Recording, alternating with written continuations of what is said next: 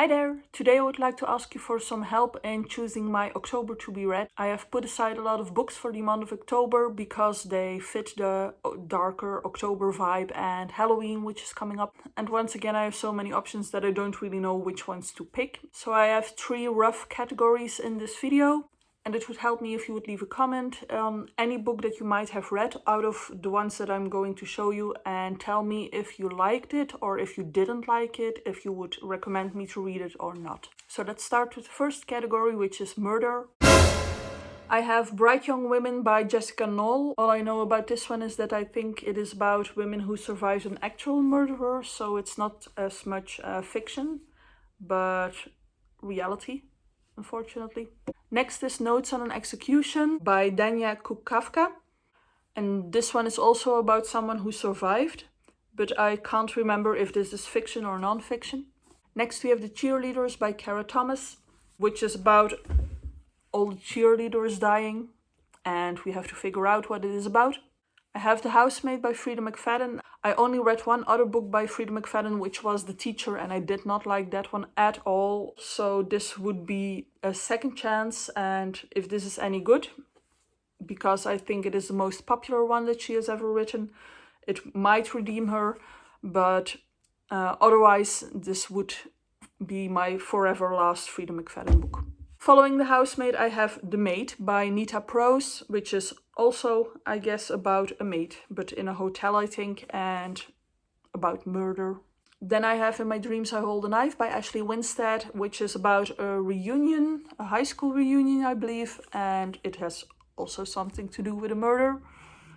You tell me. The Only One Left by Riley Sager, which I got because of the cover. Because the cover reminds me of Agatha Christie's And Then There Were None, which I really liked. I'm a big Christie reader. Next we have How to Kill Your Family by Bella Mackie. I've heard a lot of good things about this one. It's several years old already, but I just never seem to get to it.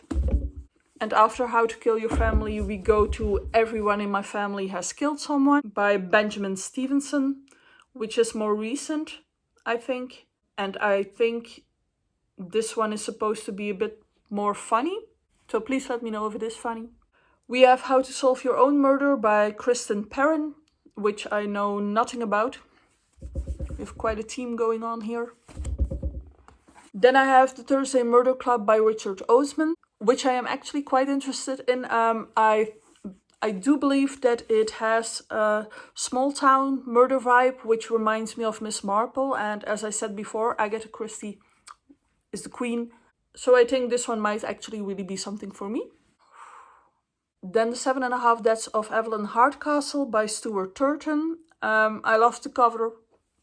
And the last one in the murder pile is The Death of Mrs. Westaway by Ruth Ware. I only read one other Ruth Ware book, which was The Woman in Cabin 10, and that one was okay, so I don't know how motivated I am about this one, but it really looked like something for October, so...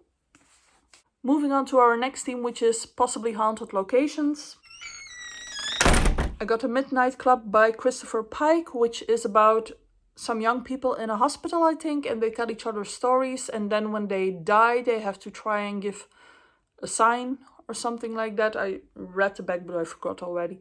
I think I got this one mainly because it was quite thin. I was hoping to squeeze it in somewhere, and it has the Netflix sticker on it, so I thought I might be ahead of a trend. Moving on to asylums, I have One Flew Over the Cuckoo's Nest by Ken Kesey. I've seen the movie, but I've never read the book. I don't know if I would actually get to this one, as I'm not too sure if it really has that Halloween-y vibe that I am looking for. But I thought I'd show it, so hopefully I could get your opinions on this one.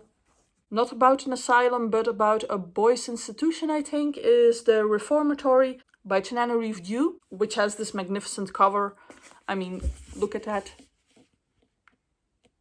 That's just a really pretty book.